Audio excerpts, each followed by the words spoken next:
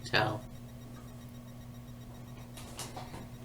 You know the two sole survivors of each the Smackdown and Raw women's and men's Survivor Series matches, and yeah, this was a really good show actually, and I know that I kind of screwed up with talking about the women's match, and I went off on a rant. That's part of me still holds true to that, but we'll get to that when we get to that. And so we started off with a new movie with The Rock and Ryan Reynolds. By the way, this will be the 25th anniversary of The Rock debuting at WWE Survivor Series, and through the night there was a bunch of vignettes about his achievements on the Survivor Series and so on and so forth. But anyways, let's start off with the pre-show. You know, that's one thing I will talk about. You know, they were going to have a battle royal in memory of The Rock's 25th anniversary. And you know what? I thought that was awesome. I really did. And I thought, you know, if anything, you could have put that right on the pre-show. And that would have made a lot of fucking sense. It really would have. But don't, we have to have the mid-card match. You have to have the Untitled Champion Shinsuke Nakamura versus Damien Priest, the United States Champion. And you know what? You know, like I said, I was looking forward to this match. If anything, I was looking forward to it, and you put it on the fucking pre-show. Not only that, you had a good match. But then you have to have Damien Priest be distracted by Rick Boogs. And so, he gets out of the ring, he grabs the flying V out of Rick's hands, and then he breaks it. But, you know, kind of hits him and gets disqualified. Really? Like, is that how you want to represent your superstars? Like, seriously? That's how... It's bad enough you put it on a pre-show, but to have a disqualification is fucking stupid. Especially talents like Shinsuke Nakamura and Damien Priest. Fucking...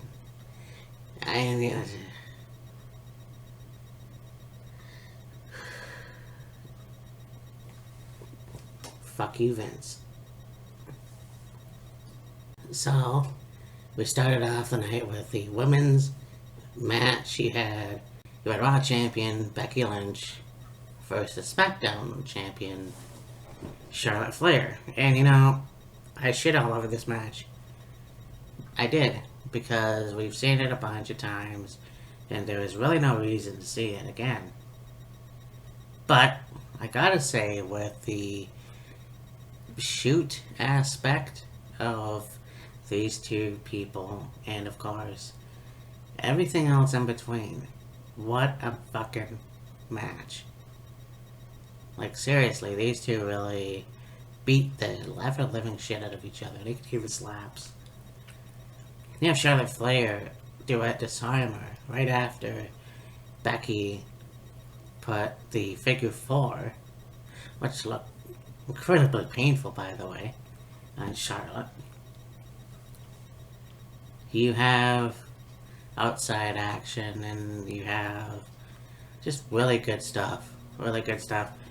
Charlotte was going to do a pin when she grabbed the rope. Referee caught it. A little ways later, Becky Lynch pinned Charlotte and held onto the ropes, but that was clever enough so the ref didn't see it. So she did outsmart Charlotte Flair. Now, watching Raw, which I will, but what I saw on the internet, you know, you have the continuation of Becky and Liv, so that'll be fun to watch too. And I think it's due time for Liv Morgan to win. But that means you also have Charlotte and Tony with their feud to continue, so...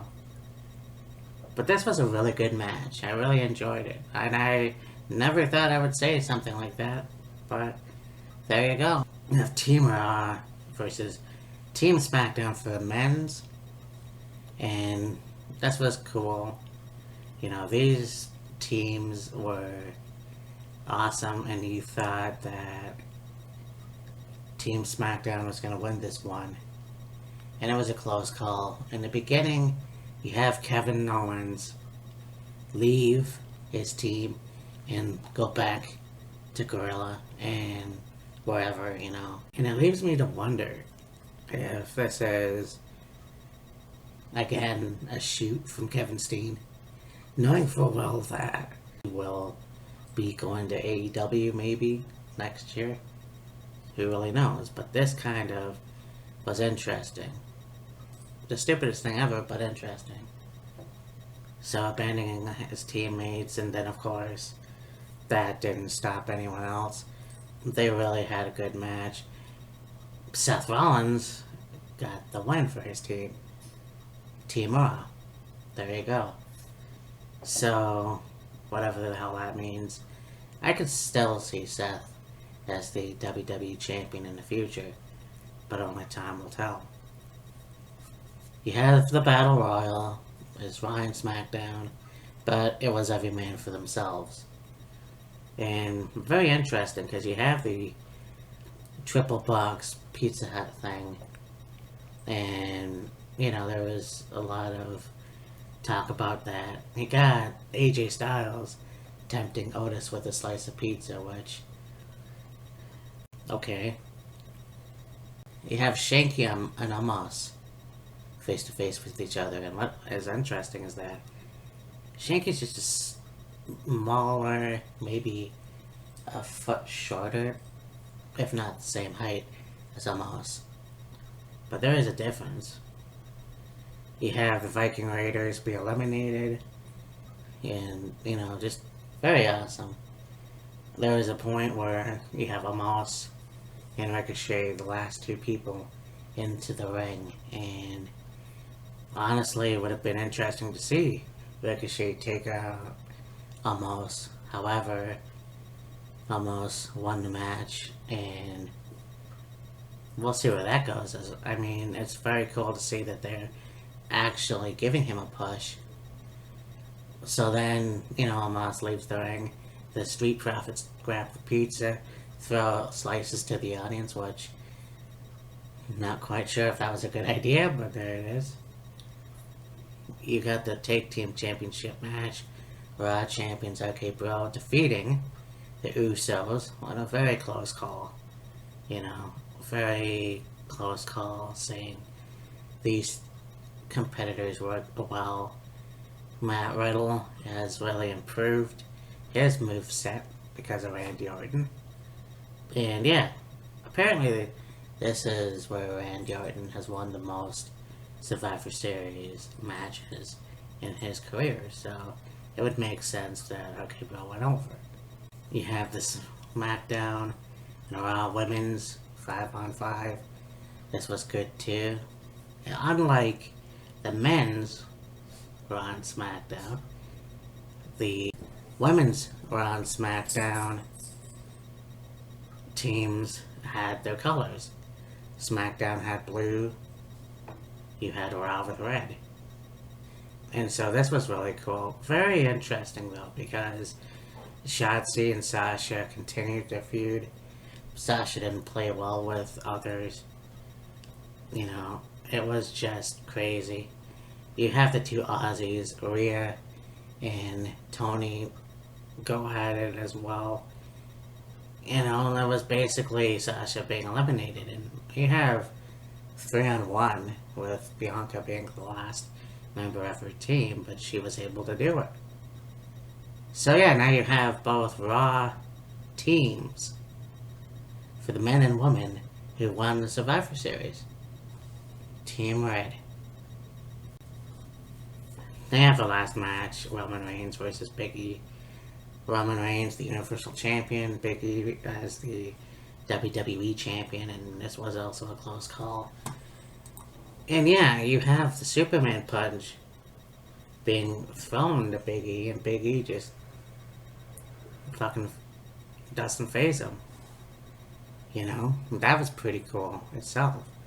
You know, then you see Roman with pandering to the crowd and taunting them, and I don't know why, but I always enjoy seeing the interaction like that. But yeah, Roman Reigns hit the final spear to have the win.